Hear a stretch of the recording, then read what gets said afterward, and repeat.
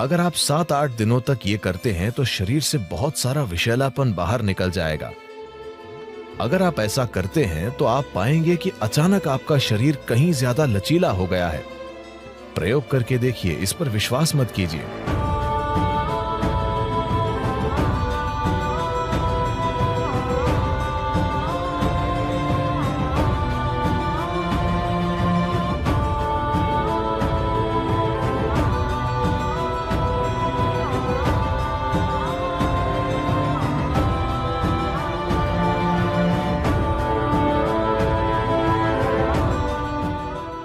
जब हम जिंदा रहने के लिए खाते थे तो हमें जो मिलता था हम खा लेते थे।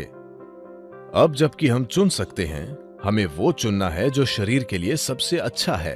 अगर हम इस तरह नहीं चुनते तो हम किसी तरह जीकर चले जाएंगे। ये सारी चीजें सिर्फ उन लोगों के लिए महत्वपूर्ण हैं जो लगातार कोशिश कर रहे हैं कि अपने जीवन को बेहतर कैसे करें, थोड़ा और बेहतर काम कैसे करें, जीवन के दूसरे आयाम को कैसे खोलें।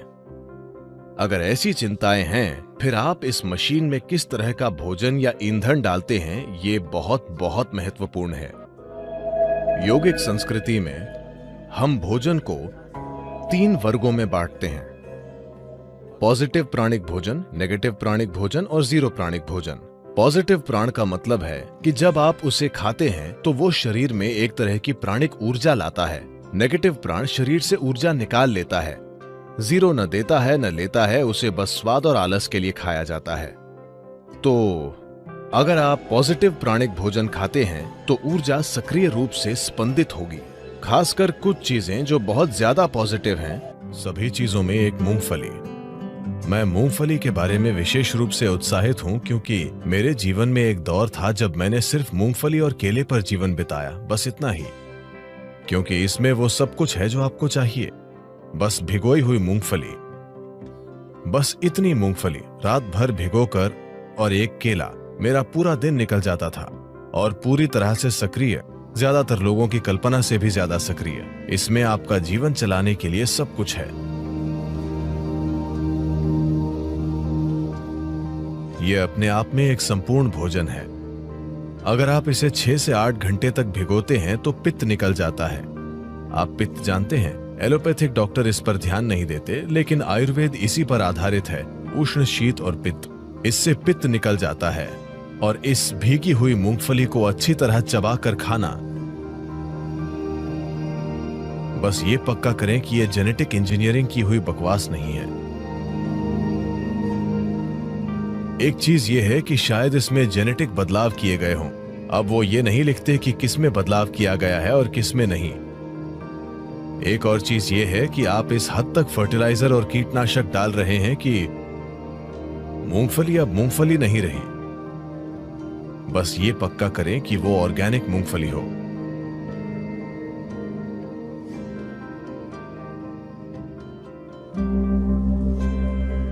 अगर आप नाश्ता बनाना चाहते हैं, आप एक रेसिपी चाहते हैं, तो मुट्ठी भर मूंगफली लीजिए, उसे 6 से 8 घंटे तक पानी में भिगोइए, इसे मिक्सर में डालिए। अगर आप कोई फल डालना चाहते हैं तो एक केला या आप जो चाहें वो डालें। केला उसमें अच्छा लगता है। आप कोई दूसरा फल भी डाल सकते हैं। अगर आप चाहें तो थोड़ा शहद भी डालें। 2 मिनट, शानदार नाश्ता तैयार। इसे बनाने में केवल 2 मिनट लगते हैं। अगर आप इसे थोड़ा पतला चाहते हैं तो इसमें थोड़ा और पानी डालिए और बस इसे पी लीजिए। आप इसे दलिया जैसा चाहते हैं तो इसे गाढ़ा बनाइए और इसे खा लीजिए। आप देखेंगे कि ये आपको आसानी से 4 से 5 घंटे तक ऊर्जा देगा और ये बहुत पौष्टिक है। शहद उन सबसे अच्छी चीजों में से एक है जिनका आप सेवन कर सकते हैं। मानसिक स्थिरता, शारीरिक खुशहाली, जीवन शक्ति, इन सभी चीजों को काफी हद तक बढ़ाया जा सकता है सिर्फ रोजाना शहद के सेवन से।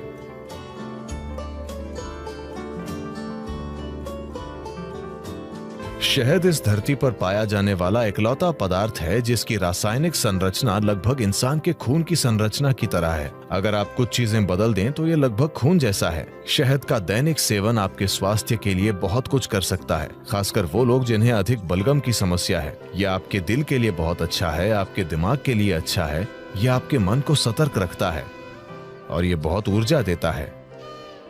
तो हर दिन शहद का सेवन बहुत कुछ कर सकता है। खासकर अगर आपके बढ़ते बच्चे हैं तो उन्हें रोज शहद का सेवन करना चाहिए। ये उनकी बुद्धि और हर तरह के विकास के लिए बहुत कुछ करेगा। सफेद कद्दू भी।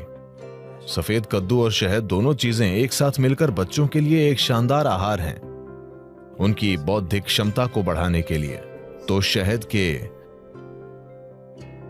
सिस्टम पर अलग अलग असर होते हैं। अगर इसका यूं ही सेवन किया जाए तो इसका एक तरह का असर होता है। अगर इसे ठंडे पानी के साथ लिया जाए तो इसका अलग असर होता है। अगर इसका सेवन गर्म पानी के साथ करें तो इसका अलग तरह का असर होता है। यहां हम इसका सेवन गर्म पानी के साथ करना चाहते हैं क्योंकि हम चाहते हैं कि सिस्टम खुल जाए।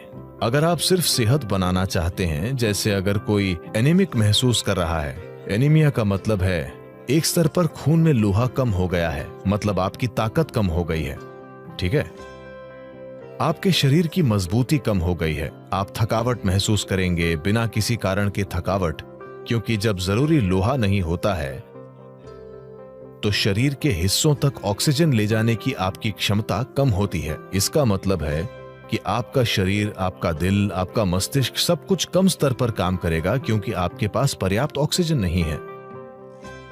तो इसे ठीक करने के लिए एक आसान चीज यह है कि आप रोजाना गर्म पानी में थोड़ा सा शहद मिलाकर पिएं और आप देखेंगे कि धीरे धीरे आपकी आरबीसी की मात्रा बढ़ जाएगी। अगर खून में ऑक्सीजन ज्यादा है तो अचानक आपको ऊर्जा का विस्फोट महसूस होगा। अचानक सब कुछ सक्रिय है, शरीर की पुनर्जीवन प्रणाली बेहतर है, मृत कोशिकाएं जल्दी जल्दी बदल रही हैं। शरीर में आप जो आलस महसूस करते हैं वो काफी कम है, मन में आप जो आलस महसूस करते हैं वो काफी कम है।